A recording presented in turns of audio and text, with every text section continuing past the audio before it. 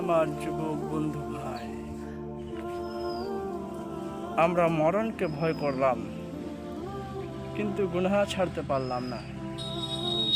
আমরা জান্নাতে যেতে চাইলাম কিন্তু নামাজ আদায় করলাম না।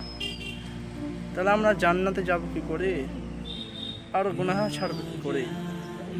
আপনি জান্নাতে যেতে চাইলে সর্বদা আল্লাহর ইবাদত করেন, আল্লাহর হাদিস কোরআনকে মেনে চলেন, তাহলে আপনি জান্নাতে যেতে পারবেন। তাহলে আপনি একটা ভালো মানুষ হতে পারবেন।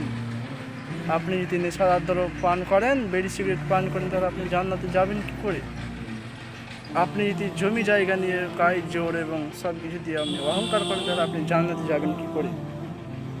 এগুলো দিয়ে আপনার জান্নাতে কোনো কাজে আসবে না, কিয়ামতে কাজে আসবে না। তাই সর্বদা সালাত আদায় করুন।